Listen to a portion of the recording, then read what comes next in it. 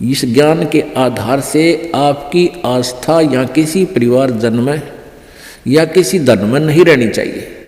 जब आप यहाँ से चलन के योग्य होंगे और ये रहकर आपकी परीक्षाएं भी होंगी, आपके ऊपर कोई ऐसी आपत्ति ऐसा आएगा समय, फिर आप देखेंगे कि मेरी वृत्ति बेटे में है कि बेटी में, पोते में है कि या पोती में, कोठी में या कार में। आप जी ने अपने उस जाल को स्वयं काटने की चेष्टा करनी है कि तो जुल्म हो गया, मेरा तो इसमें आस्था है। और यहाँ आस्था आशा रही तो वापस जन्म होगा, जहाँ आशा ता बासा होई और मन कर्म वचन सुमरियो सोई।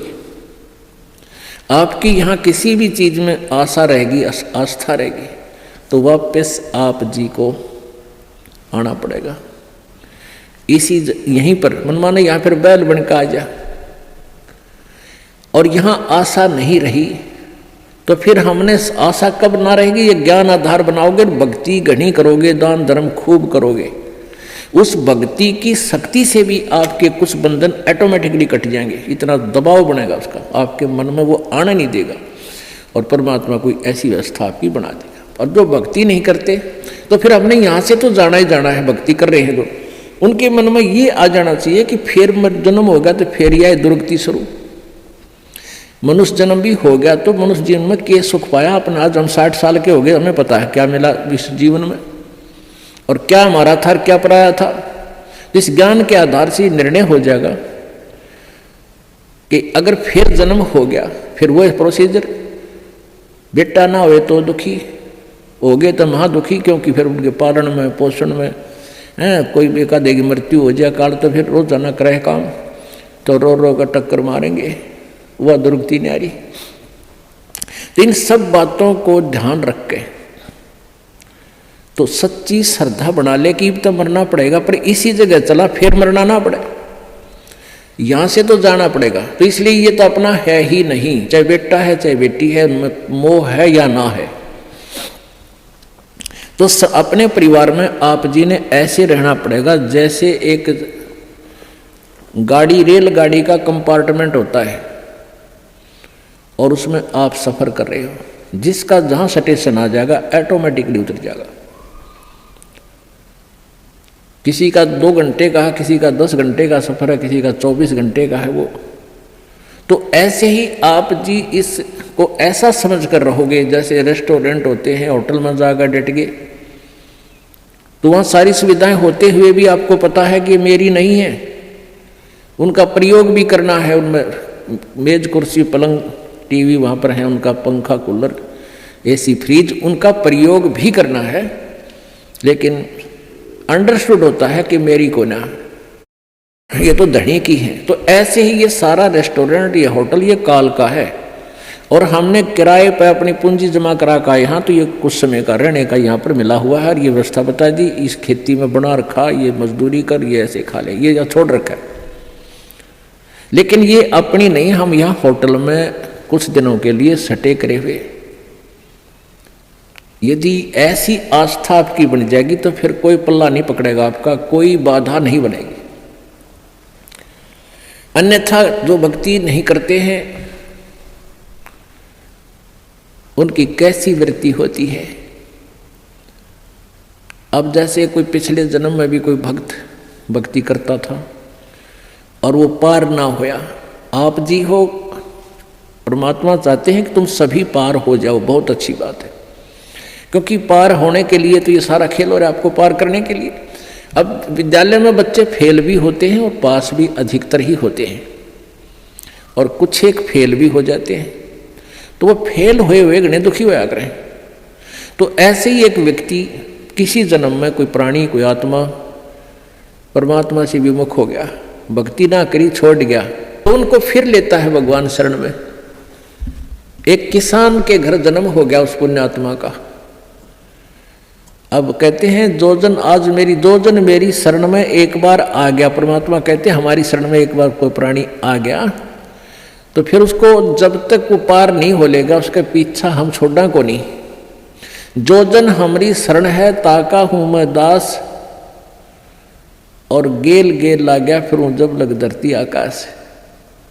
तो उसी विधान से परमात्मा उस किसान के पास गए और किसान से कहा कि भाई,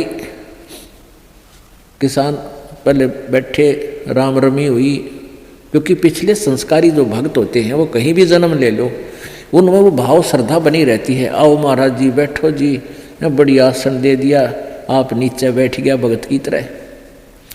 तो महाराज जी तो फिर महाराज जी होते हैं, अपने भक्ति का ज्ञान सुनाते हैं, परमात्मा की चर्चा शुरू कर दी।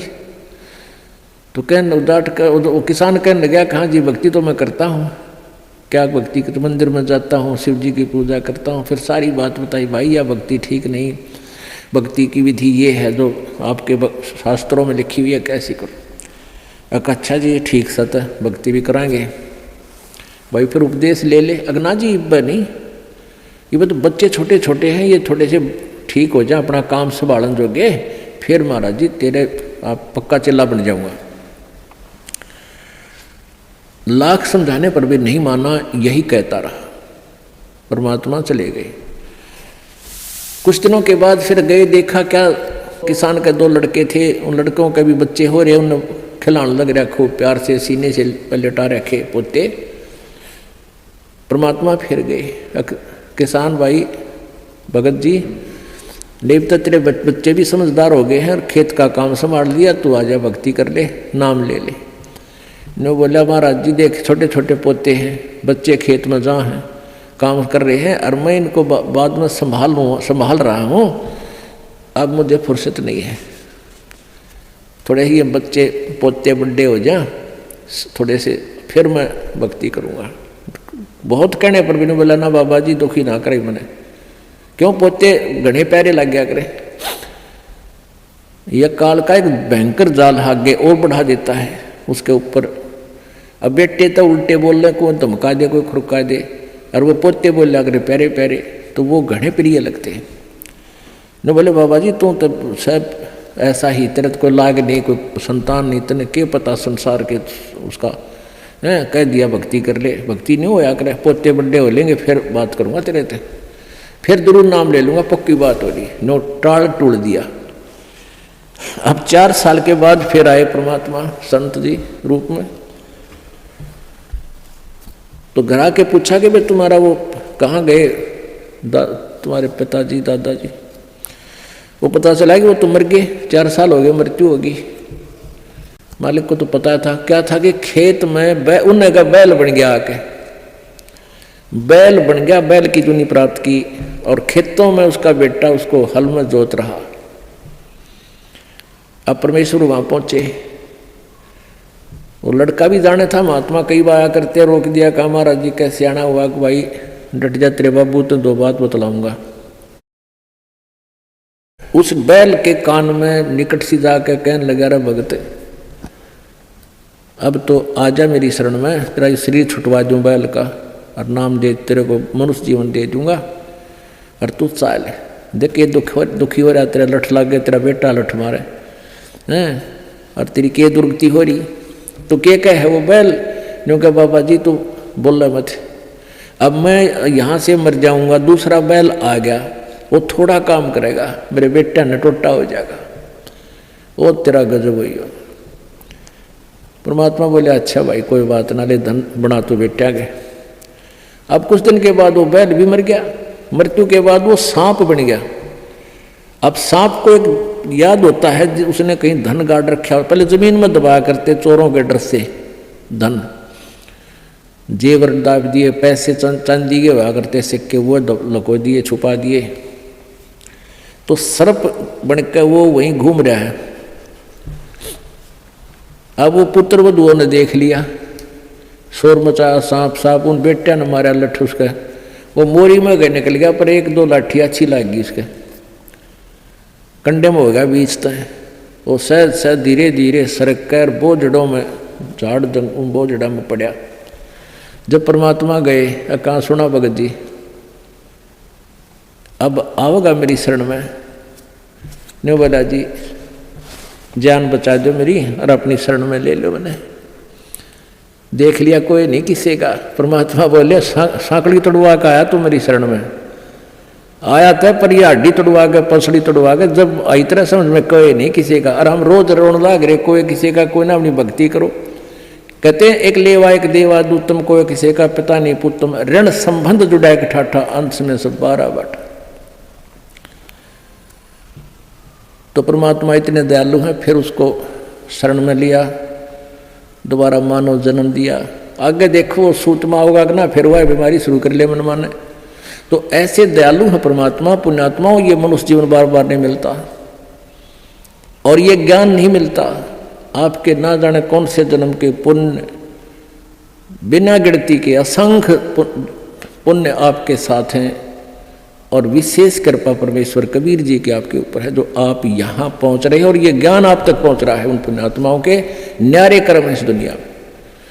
और परमात्मा कहते हैं समझा है तो सिर दर पाओ, बहुर नहीं रे ऐसा